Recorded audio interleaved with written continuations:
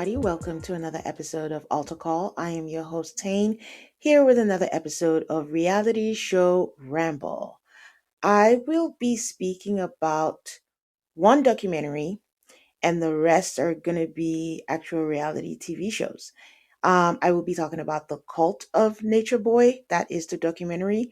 I will be talking about Real Housewives of Beverly Hills, Belle Collective Birmingham, The Valley, and Ladies of London. Before I go into them, just a little housekeeping for you guys. I do have a Patreon, patreon.com/altarcall, MAFS, where I give bonus episodes, ad-free episodes, and you can get bonus episodes early and regular episodes early as well. Up recently is my bonus episode with Aid, where we are talking about 90 Day Fiance before the 90 Days Tell All. Part 1 is up on Patreon. Part 2 will be up next week.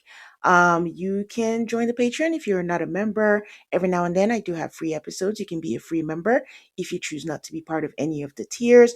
But remember, if you do want to join and become a patron and you are going through Apple, do it on a desktop. That way you avoid all the extra fees that they are putting on top of that. As a reminder, on the regular feed, Welcome to Platteville is up, and we had the Summer House too, talking about that. And Brian and I will be covering Love is Blind Poland, which premieres May 6th. So give us a little bit of time to watch 6 episodes. I think that's how many episodes it is for the first drop, and that should be up sometime next week, also on the regular feed. Last week, I told you guys that I was going to the Bryson Wen Survivor event, and it was a great time. I got to hang out with Jason. I was hoping to do like a recap with Jason. I don't know. We're still working on schedules. Life is lifing, but it was a great time. Got to see some of the past Survivor participants. Got to see Alex from season 49. I saw Gabe from afar. I saw Hannah Chada from Big Brother, Amazing Race, and she's so tiny and she's so pretty and she's so nice. She was really just nice. Aza from Big Brother was also there. I had seen her at a different Survivor event like a couple of years ago, but she's in the DMV area, so she was around. It was a good event. We were just watching it on TV. Happened to be a great episode, happened to be 2 hours, and thank God the twist was in our favor. Our favor being the popular opinion favor, because it could have gone left. Because I know I was bitching. I was like, just let them be. If someone goes home without a vote, that's kind of ridiculous. But I think everything came out okay, and I'm okay with how everything turned out. There were lots of boos for Stephanie, lots of cheers for Tiffany, lots of cheers for Devins, and at this point, I feel like I'm rooting for Ozzy, Sari, Tiffany, and Devins. In the very first, when they first announced the cast, I have an episode out with Jason like almost a year ago. I was rooting for Devins because I just think he had an unfair shake on his season. And, he's a showman. He's doing all of the things. I know it annoys people, but it does not annoy me. So I'm okay with it. I don't see how he gets the win. I don't think they will let him get to the end, but we'll see. I'm rooting for him as well. I don't know how Siri is going to pull this off. I don't know how she is just like chilling in the cut and nothing is happening and no one's like, I mean, they are bringing her name up, but it's like, if you bring her name up, you're going home. So good luck to you on that. Ozzy's best move is aligning with Siri because that has saved his ass over and over, and he still has an idol. You know, I'm warmer towards Riz God. Gosh, did I call him Riz God? Rizzo. But if he wins, will I be mad? I don't think I'll be mad, but um I don't know. I don't know how I feel. I'm not ready to say I'm okay to see him as a winner. He was almost there. It was really between him and Savannah for 49, but I appreciate I appreciate him as a player. I think that's the best way to say it. I appreciate him as a player right now. I think Jason had asked me, how do I feel if Jonathan wins the season? It was like, maybe he's not worthy of a season 50 to be called a season 50 winner, but I feel like it would be representative of 50. I don't know how to describe it. Like, I have complaints. I'm like, oh my God, what are they doing to this show? But I'm also having a ball with the season. So I don't know. Maybe they do know what they're doing. I don't know. But I think when things go your way, then you're like, yay, that's great. So when Hubiki goes off, when he has to vote himself, it's a problem. But then when you have um coach leave, you're like, then it works out, as it should. When Stephanie leaves, you're like, yeah, it worked out as it should. So I don't know, ups and downs. I'm still having a ball, and it's still enjoyable as a season. Happy for them that it was doubled. I mean, of course it had to be 2 million. Whether the coin flipped that way this time or not, they had to have found a way. 40 was 2 million, so they had to make it 2 million. So as soon as they started floating Oz's name, I start yelling, tell Siri, because you tell Siri, she's gonna turn it around, and we all know what happens once it's in Siri's hands. At this point, I too want to be under the spell of Siri, just to know firsthand how it feels. I don't know how she does it, but I just want to know how how it does firsthand without me watching it and someone telling me about it. But that's it on Survivor. I'll try to see if I can get a Survivor recap going at some point, but just stay tuned. Trying to work on schedules. But saying that I want to be under the spell of Siri is a good segue to the first show that I'm going to talk about, which is The Cult of Nature Boy. I don't think this is a true crime documentary.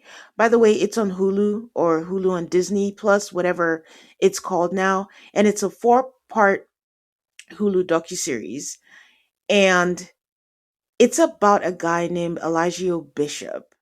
He's a black online, well, he called himself an influencer who started out a group called Carbon Nation. His whole thing was to create a black utopia. Basically, like, get away from America, like it's not, good for you, like they don't like black people, but we can live in nature and just do things naturally. So he goes to so many places, but it started, like, I think, like with Costa Rica. But his thing is, like, he live streams everything. So he live streams his ideologies, just saying, like, we are living in, like, our own rules, and no one's telling us what to do. We're not with the enemy. Basically, the world is Babylon, and it's going to implode at some point. So to keep yourself safe, just come be one with nature with me, and we'll eat healthy. We'll just eat the fruits. We'll be in nature. We'll be in the greenery. We're basically touching grass all the time, even though he's kind of addicted to his phone and his live streaming. So you know how they do. That's usually like dichotomy there, where it's you say one thing but you're doing another.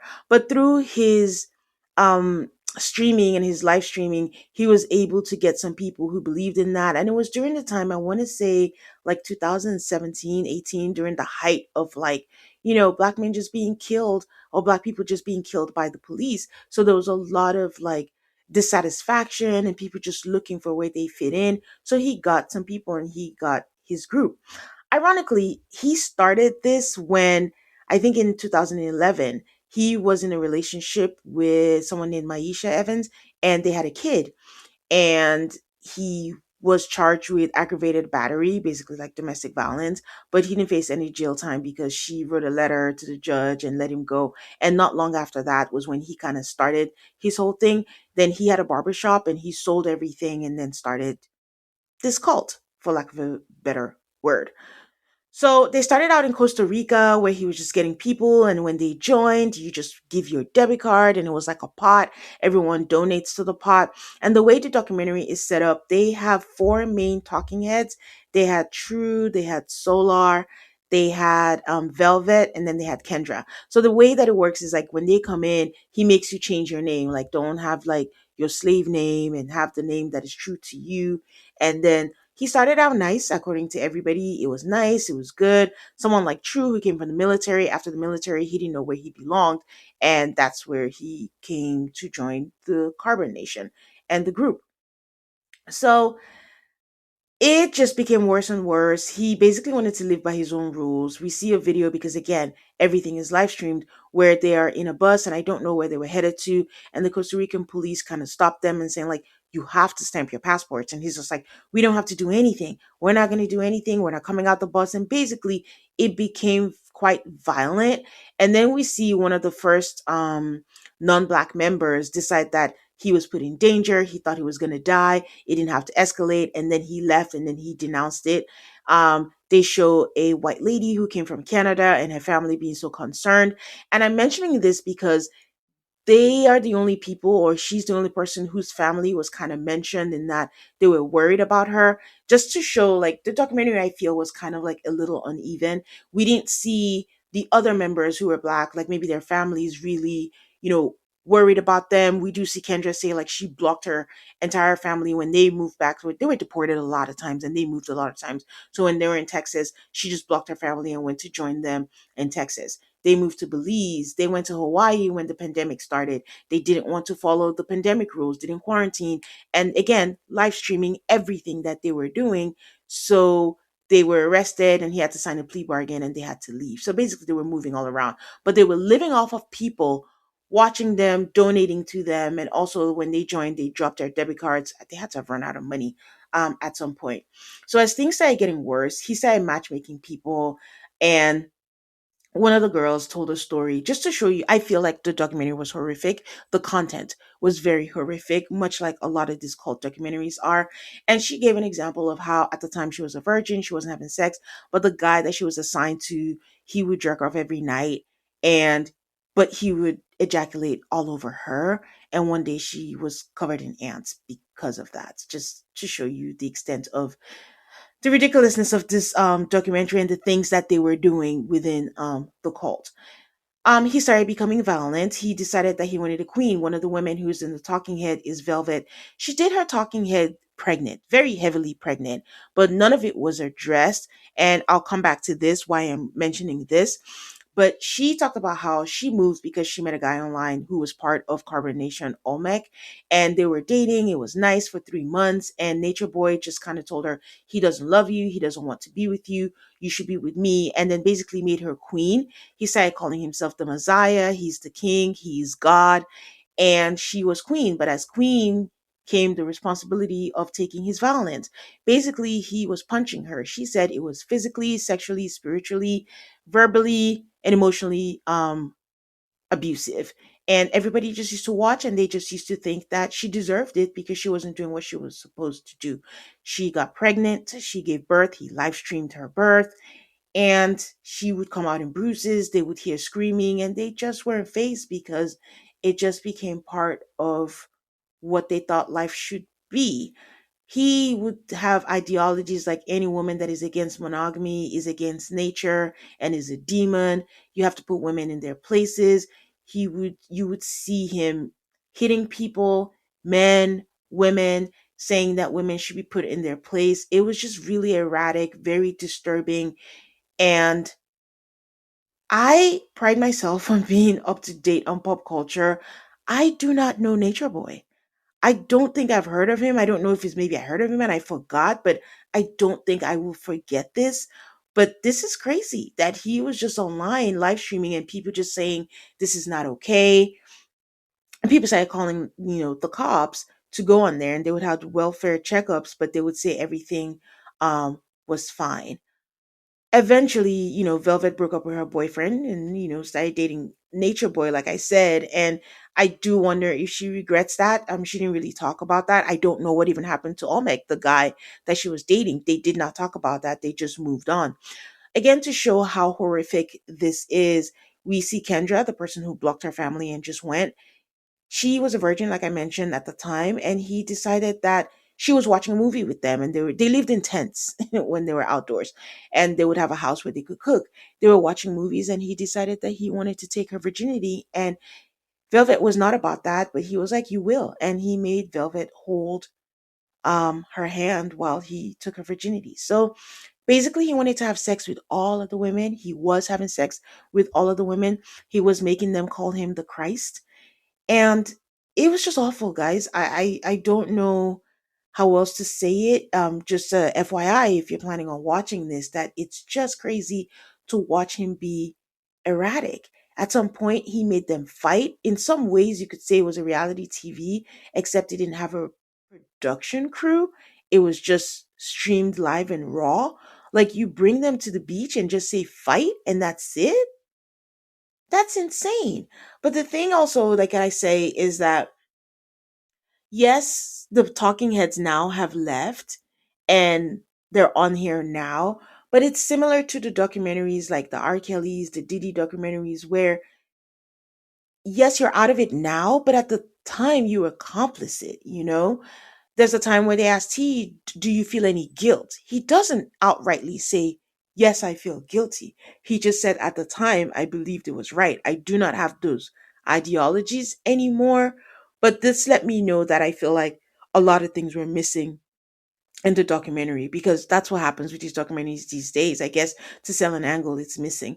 I have seen online that there are more details on something on YouTube called the Hood Horror Series. It's a lot.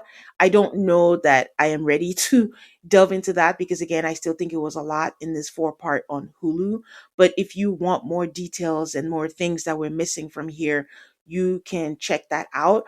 I heard that someone in the group apparently lost their life. They were taking heart medication. Nature Boy made them stop taking it, and eventually they lost their life. That was not touched on.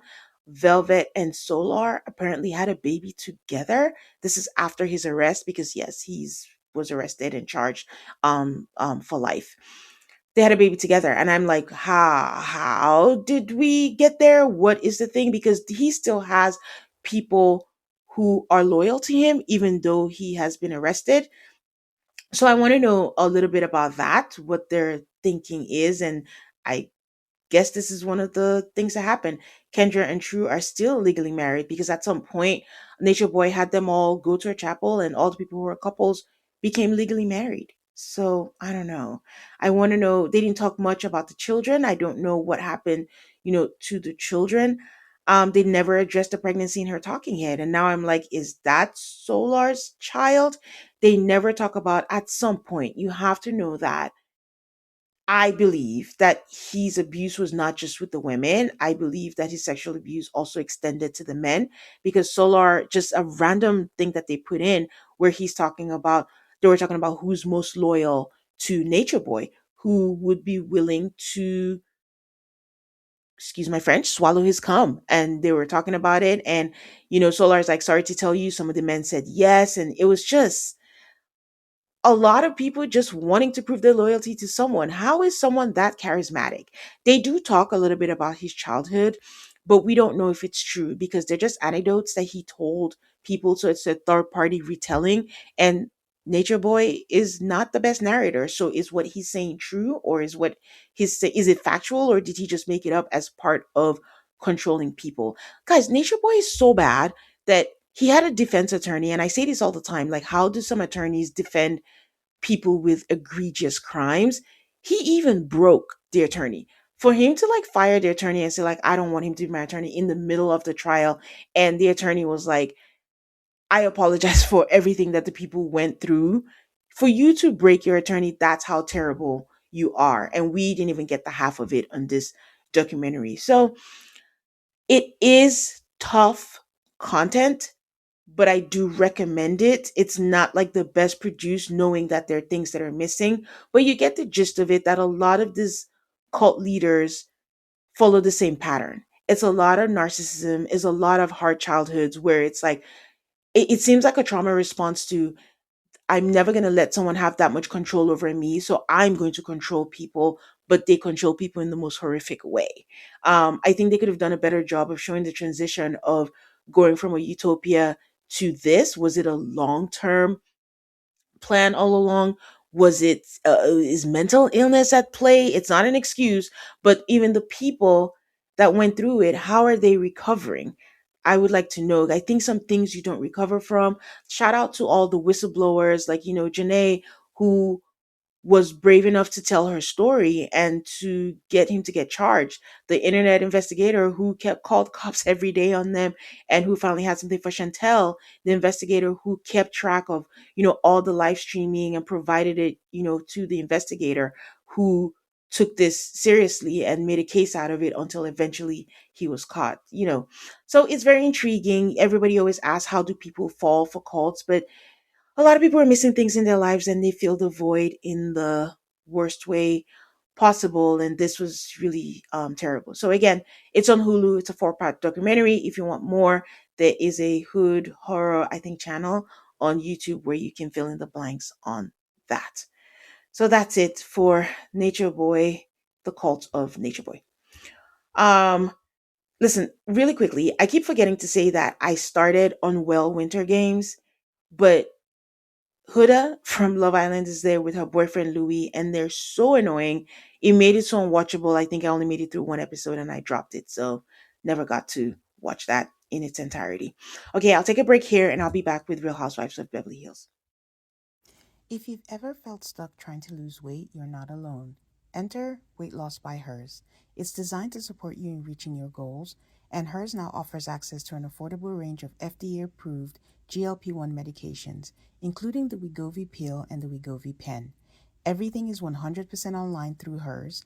You'll connect with a licensed provider who will determine if treatment is right for you. If prescribed, your medication is delivered right to your door. No insurance necessary. Ready to reach your goals? Visit forhers.com/alter to get personalized, affordable care that gets you. That's forhers.com/ALTAR. Forhers.com/alter.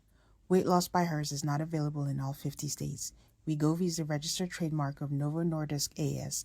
To get started and learn more, including important safety information, Wegovy clinical study information and restrictions, visit forhers.com.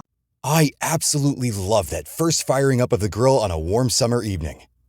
Do you or someone else in your home take grilling as seriously as I do? The Burger Perfection Pack is an incredible deal for just $99.99. This exclusive package includes 20 of Omaha Steak's mouthwatering steak burgers. That's 4 of each of their finest burgers. Pure ground filet mignon, New York strip, ribeye, brisket, and sirloin. Only available at omahasteaks.com.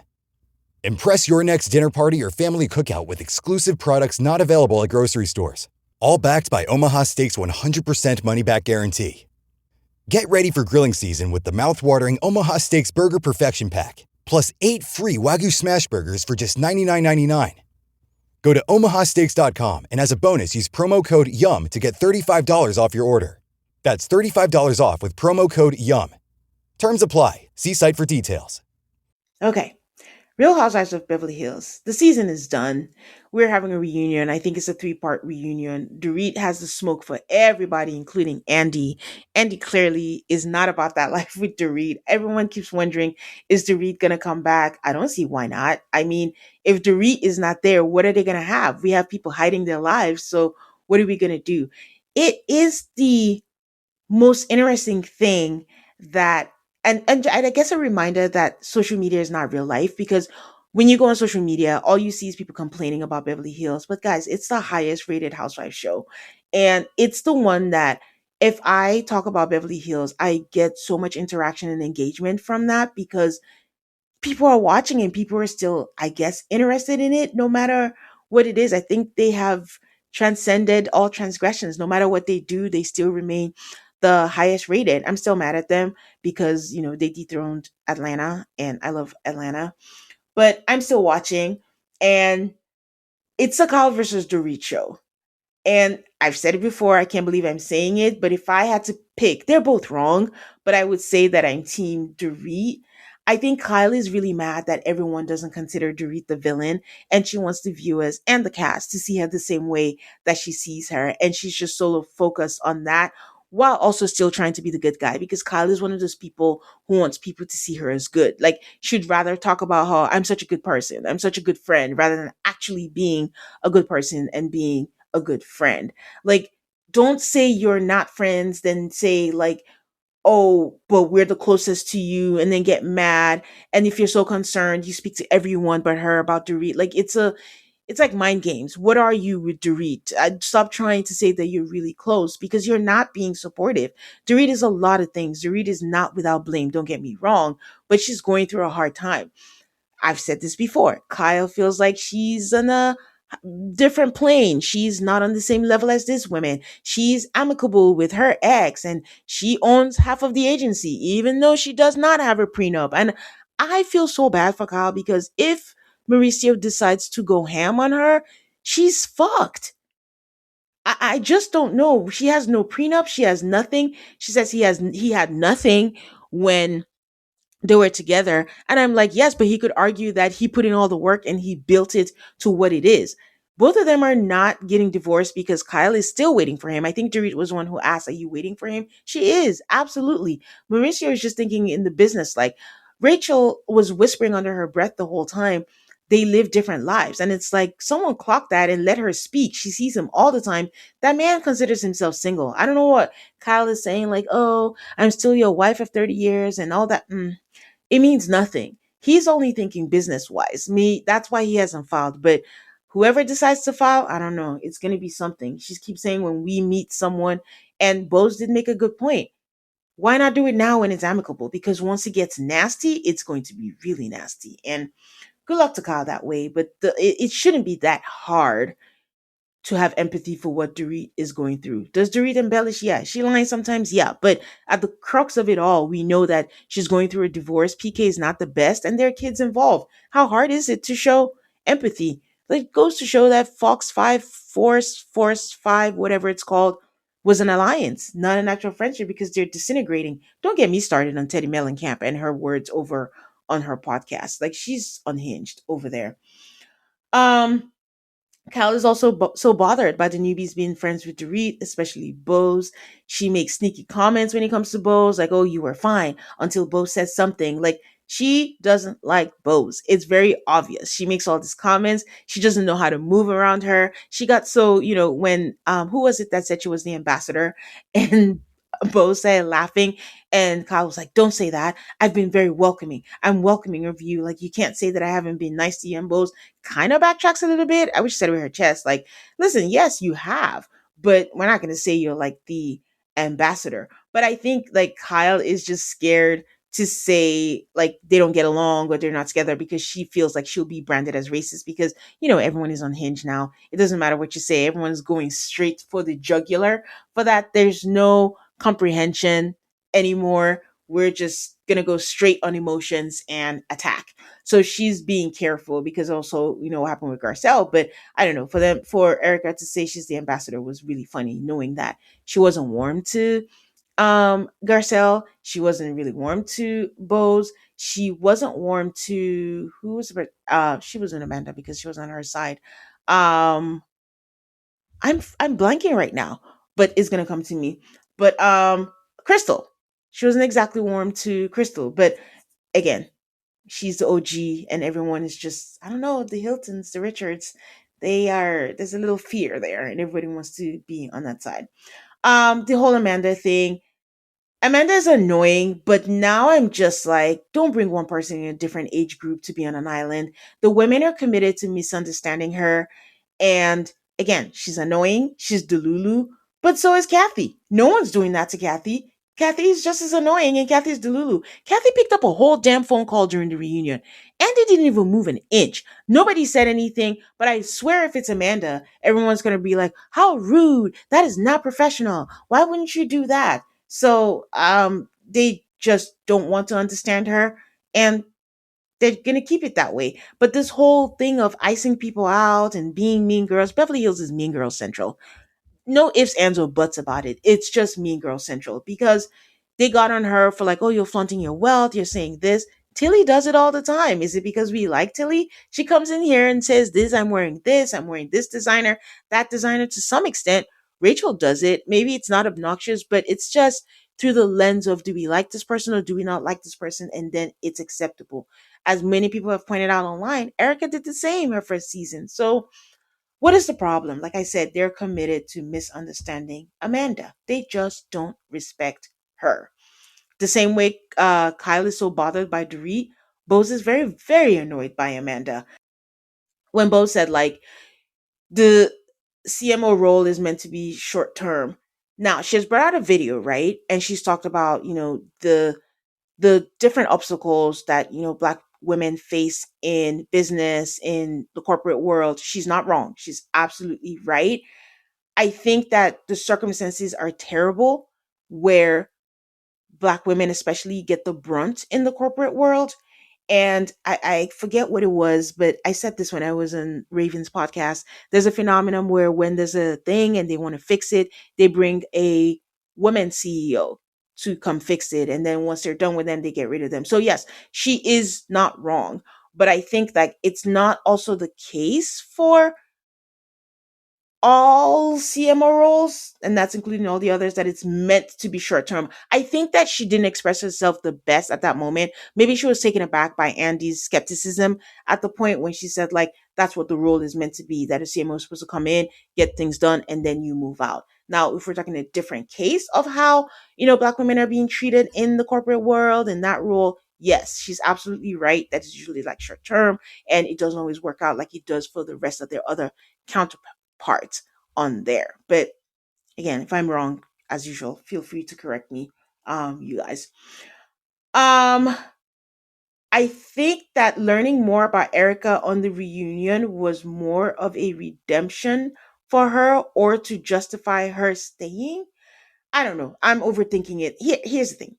Erica has her moments. Erica can be annoying, but I don't mind Erica as a housewife. I think she's a great housewife. She's very showmanchy. I don't know if she feels the things that she actually feels. She knows how to turn it on, she knows how to turn it off, she knows how to put her allegiance, and she's built a reputation where she's like a no nonsense person. So even when she says something, if you want to accuse her of being like a follower, she can always be like, what, who are you talking about? I'm not that kind of person. I'll say what I want whenever I want to. So I don't know, this whole thing, her allegiance to Kyle, is, it's weird to me. I don't know.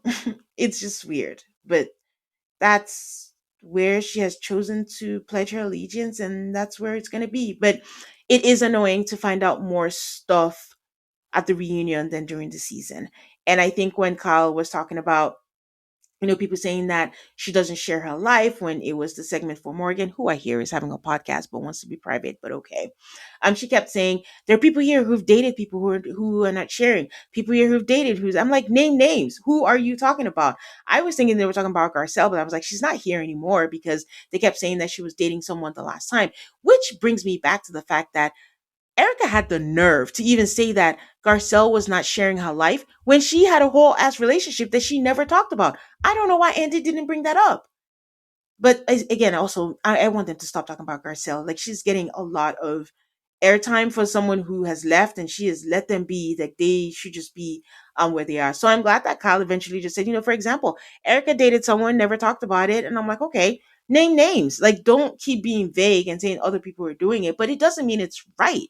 If other people are doing it, doesn't mean that you should do it.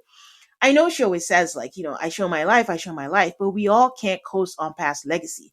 Yes, you did, but if you're done showing your life, maybe you should be done. I mean, she's never leaving. I'm not saying they should fire her. I'm just saying, like, she needs to course correct and start showing her life. And I think that was Dorit's point when she was saying, like, I always had your back. I always had your back. And Dorit was like, it was 10 years ago. Let's talk about now, because the problem is now where you're not supporting me with this whole thing with PK.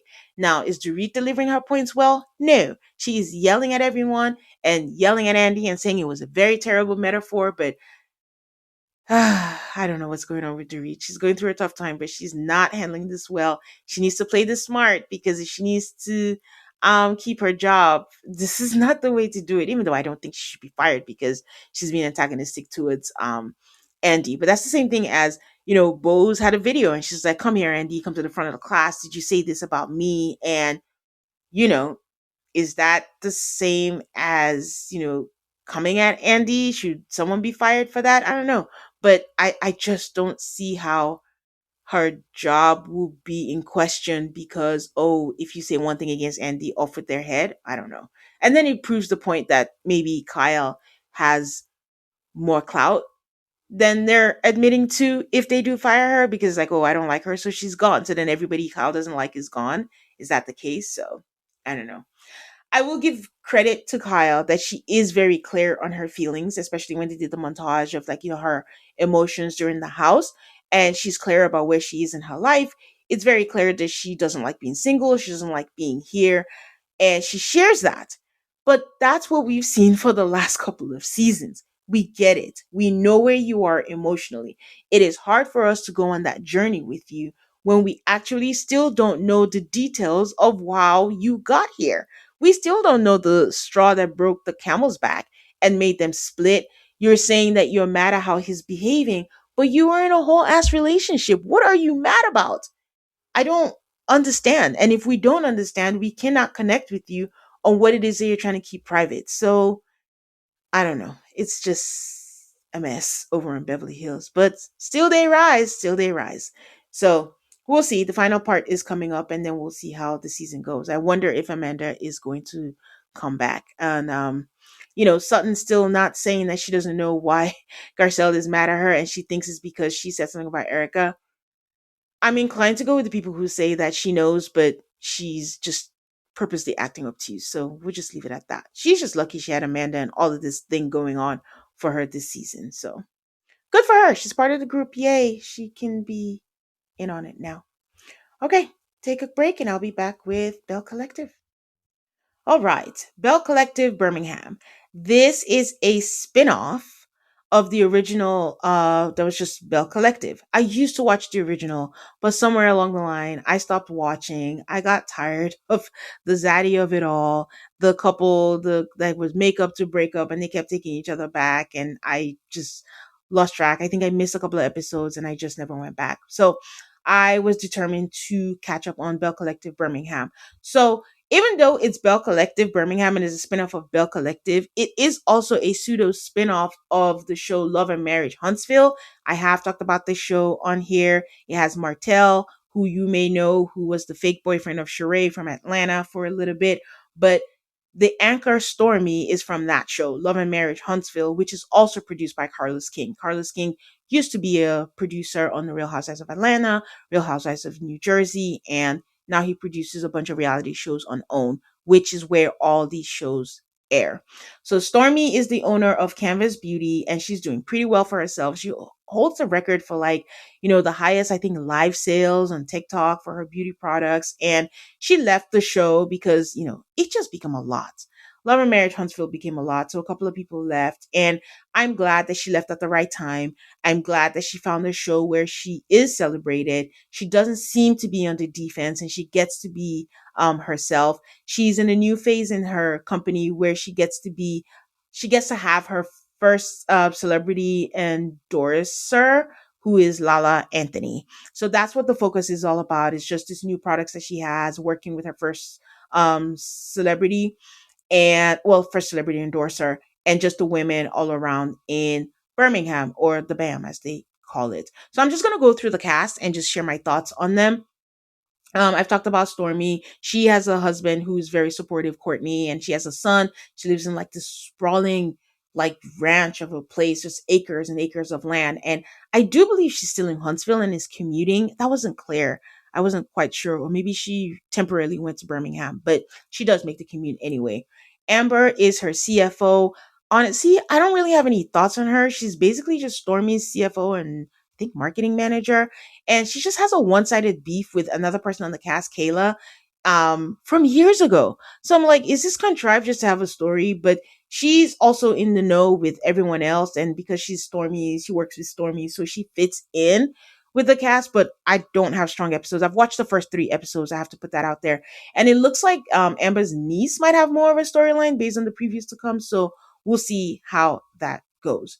We have Tiffany Jones. From her very first introduction, I was like, I think she's going to be very annoying. And she is. She is annoying. Tiffany is conservative, a very religious woman. She's the kind who wants to put up a front like everything is perfect, everything is right. She's one of those people who feels elevated because they're married. But the thing is, everyone has a past. Everyone has a story. And I know there has to be some kind of story because she has a blended family with her husband. Her husband has a kid and she has an older daughter, and then they have a kid together. She wants a second kid, but her husband is just like, nope, I don't want it. She doesn't really get into it. She doesn't get into the older daughter, what the story is, was she married before, what happened. But apparently Tiffany went viral because she went viral for being proposed to, being engaged, and having a wedding on the spot. And I guess she announced she was pregnant. I'm not sure. I don't have that in my recollection, my memory bank, but that's what she's known for. She is very animated. She has like couples game nights, and it's just like a weird thing. And her vibes are not right. That Stormy's dog, when she walked in, Stormy's dog started barking at her. So they were like, oop, the signs are there. We have Fumi Ford. She's a Nigerian. I tell you guys all the time, there's always a Nigerian in the cast. She's an influencer and a marketing strategist. She's also an animated person.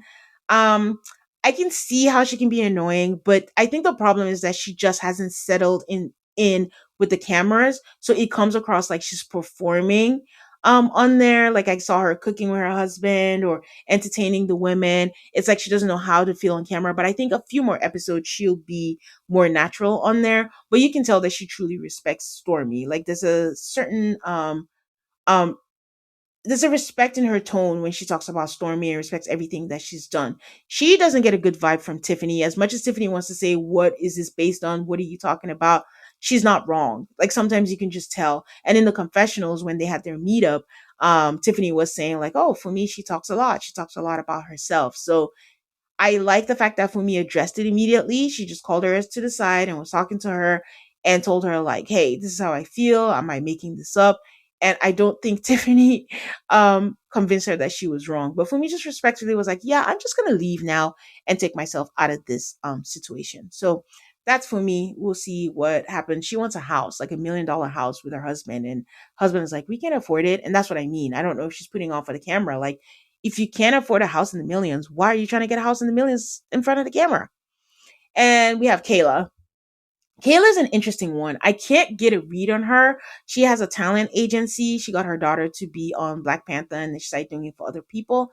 She's going through a divorce after being married young. She's 35, but she is married after an 18-year marriage because she married her older boyfriend when she was 17.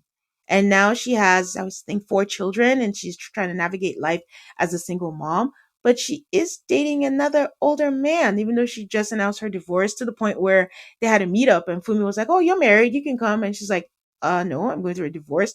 And Fumi's like, "I had no idea, but you came with a man to the event, and that's her new boyfriend who is 52." And shady and messy of the producer to ask Fumi, like, "Do you think daddy issues is in play here?" And good on Fumi for being like, yeah, I'm not touching that, but I don't think it's necessarily daddy issues, but it's just like overall a lack of, parental love. She was put out early, and she had to fend for herself. So just always looking for that safe space. She's probably just looking for it through these older men. We have Sinetta, she's not in the official cast, but she is touted as one of the main cast members, but I don't know. I've watched 3 episodes and she's probably spoken twice. So I have no thoughts on her, but I do like the show. I do like how it's going so far. So I will keep watching. So if you're looking for a show to watch, it is called again Belle Collective Birmingham and it is on OWN. Okay, let's talk about the Valley. Everyone keeps talking about the Valley being too dark, and I don't necessarily think it's dark. This is not the first time. This is season 3, and everyone's saying that it's dark. I've said this before. Is it dark or is it representative of some people's reality? Because this is what happens. You get older, adulting, people have kids, like with what Kristen and Luke are facing. It is a new area of their relationships that they've never navigated before. It was all hunky dory. They have a kid now, and you have to pivot. And I don't know if each other are willing to accept the different changes that come with having a newborn because there's way too much emphasis on Luke and Kristen not having sex. Well, more complaining about Luke. And it's like he's not listening to Kristen saying that she just doesn't know what is happening right now. She doesn't even know how to explain to herself what's happening, talk to herself explaining to him. So it's going to be a change. You just need to be patient with each other. I do believe Luke when he says, "I love you, I'm not going anywhere." But Kristen's catastrophic mind is just like, you're just gonna leave and you just want to go. And I think Zach makes a good point where Kristen, in her past relationship, is just used to lashing out. We're not necessarily seeing it all the time. We always hear third party stories about it, but apparently she's just lashing out and she's just being careless with her words. And it's probably fight or flight. Like, I feel like I'm not my best self and he's going to leave me. So I might as well just give him a reason to leave me anyway. So hopefully they go ahead with the couples counseling and actually take into account the lessons that they learn and apply it over there. But like I said, people are going through divorces. People are making bad choices when dating, Brittany and Brandon. And it's just, I feel like it's representative of people's reality as they get older and in friend groups when people drift apart. It's just that these people are kept together by a TV show. But that's why there are factions and there are people who like each other and people that don't like each other. People like Jasmine, who cannot say with her chest that she does not like Janet, but has to keep tiptoeing around it, like, oh, we're cool, we're okay. And I don't know what the solution for the Janet thing is. Janet is like, Janet thinks like because she's liberal, all is well and all is fine. Janet is on an apology tour. I don't know if she is genuine or just wants to be back in with the group. I know everyone is saying like she's being iced out, but I don't we've seen the true Janet. Like I don't think she's necessarily changed. I do think that she thinks that she's right. Is she right about Danny? Yes. Did she go about it in a weird way? Yes, because she took on the fight that was Jasmine and her wife's story. For them to handle the way that she wants to. And Janet just wants to cut you. Once you say something, she just wants to make sure that you are the bad guy. And I guess a lot of people don't fuck with that. So they don't know how to handle that, especially since they're filming a show. And it's like, how do you tiptoe if you feel like you're gonna be next and that's gonna happen? I don't know. I don't know what the solution to that is. Um, Lala is on her side, but I don't know. I don't. Lala loves to stay employed, so good for her for being employed to feed her children. But I don't necessarily know what she adds for her to be the peacemaker. It's like jumping in halfway through the story. You weren't there from the beginning. That's how she would be if someone came in and joined Vanderpump Rules and is telling you just make peace and let it go, and be. You would be annoyed too. So I don't know. Janet has an ally in Lala and Michelle, so maybe they just filmed together. I don't know. I need to stop talking because I don't know what the solution is with Janet. Because when we see things on TV, there's a lot more that's happening off air that they probably can't talk about, and that's where we are on that. Um, Michelle is not a likable person. I'm not saying that in a bad way. There's likability goes a long way, where people are willing to forgive like things of you because you're likable. Michelle is just one of those people that it doesn't seem like she comes off likable through no fault of hers. It's just like what she gives off. But I do think that she's pulling her weight this season and she's clocking in. She's giving us story. She's giving us like her life. She's talking about her life. She's interacting with people and she's being in the meat of the story. And I don't know if she's being appreciated because I think she was last on the couch at the reunion last time. And her stories are not completely dependent on Jesse. So I think she's like, earning her paycheck this season. I did chuckle when she said, growing up, gymnastics was her life, which her flips and tumbles, very impressive. Yeah, kudos to Michelle. And she said, like, I didn't know much about pop culture because I was just engrossed in gymnastics. And now she happens to be dating someone heavy in the pop culture, Dr. Dre.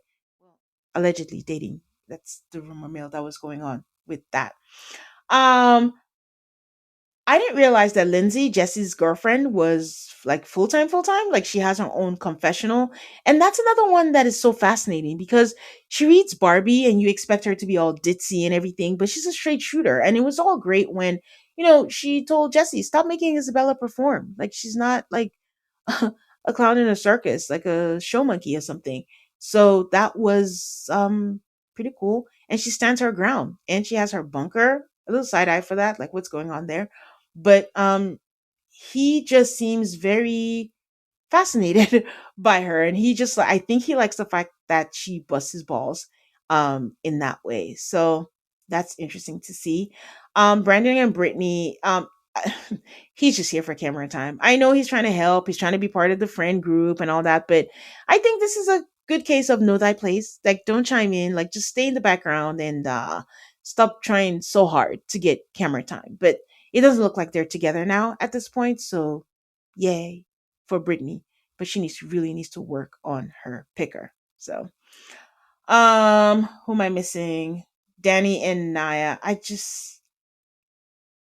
don't think they've ever shown their lives completely. I am also fascinated as to why they joined a reality show, but Danny seems like he likes attention a lot. But Naya is in deep with their 4 under 4, and there's a lot going on there. And yeah, maybe this is what people mean when they say dark, but yeah. Okay. That's it for the valleys, just really high level on that level. And I will end it with Ladies of London. Ladies of London, I think it started off really strong, lagged a bit, but overall it is a solid show. I do hope they get a second season. I think they have a great cast. In the Team Margot, Team Mark feud, I am Team No One because they both play a part in this. I would have said I was Team Margot, but then she took it too far when she called him a freak. And even if I don't think she meant like you are a freak, I do think she messed up when they met up and she doubled down and was like, I wasn't saying you're a freak, but your actions are a freak and you were flirty and you're weird. That was like, if you're apologizing, apologize, because she did touch on his trigger points. He explained why it was triggering, and I forget who mentioned it. He's the only guy in the group. He's the only gay guy in the group, and it's just not a good look to just isolate him in that way. If you're gonna apologize, be apologetic. But she just wasn't having it. And at some point, I just felt like, Margot, let it go. Like, you've made it a thing. You've stretched it out for so long. No one's really like biting. Like, even the people that were comforting you are now like, okay, where are we going to go with this? Um, I think Martha hit the nail on the head when she said it's British culture. We don't talk about anything. You can't bring your Americanness here and think that you're going to change anything. So Margaret was just not willing to conform and go with the pretense and act like everything was okay. And that's where it just went off the went off the rails, and it just wasn't happening. But she absolutely wasn't wrong, because on the other about all the other things about Mark, because when she did her impressions of Mark, it was hilarious. She's like, he goes, "Oh, darling, oh my God." And then he just wants all the attention. I was like, that was funny whenever she did that. I really love how Martha handled the conversation with Margot, because, you know, Margot had that breakdown and felt like Martha betrayed her and suddenly was blocking her. And Martha was just very straight to the point, even though I do understand what Margot was saying. Listen, everyone, when we watch reality shows, everyone wants to act like they're all perfect and they would handle things the best way, but we all have our little things. We're not always right. Like, don't put me on the same playing field if we have a deeper friendship. Don't put me on the same level as your fun friendship. That, honestly, I understand her in that way. I do, but at the same time, what she doesn't understand is like, it's okay to have different kinds of friends because they fill up different areas of their lives. But Margot feels like, if I'm like your deep friend and there are people that would not wipe your ass when you need it and stuff, like, don't put me on the same pedestal. But it's part of adulting and realizing that life is not always black or white. But yes, Martha handled our conversation, held her ground, because Margot is kind of being hypocritical. She's the one who told Martha at the storage place and said, "If you don't get your shit together, I cannot be your friend." And she was a straight shooter to her. So if Martha is telling her stuff and telling her, giving her advice, like, okay, you're going too far. You were wrong when you did this, when you were yelling across, and you have to adjust to British culture. Margot has to be able to listen to that, but she just wasn't having it. I will say though, when she walked out there at that the last scene, she looked fantastic walking out in her outfit. And I know off camera now she has spoken up about the fact that she was diagnosed with undiagnosed postpartum hormonal imbalances, and that played a part in everything that she was going through. So hopefully she and Martha are in a good place, because they were good friends, and it was nice to see their friendship. Micah was a pleasant surprise. I just thought she was going to be the earnest one. I thought she was just going to be like Julie from the first season, but the group really accepted her and she made it through. Honestly, Emma might be the richest or the highest in the hierarchy, but she contributed nothing. She's just Mark's friend, and we didn't get much out of Emma. But overall, it's a good cast. I enjoyed them, and I'm looking forward to seeing what happens with them. I think that's it, guys. I think that's all the reality show ramble that I have for this episode. As always, let me know your thoughts. Let me know if you have any questions. And if there's any show you'd like me to talk about, let me know and I will be happy to talk about it. You know where to find me on social media. It's also called MAFS on all of the socials: Instagram, Threads, Blue Sky. And follow me and stay subscribed so you don't miss out on any new episodes.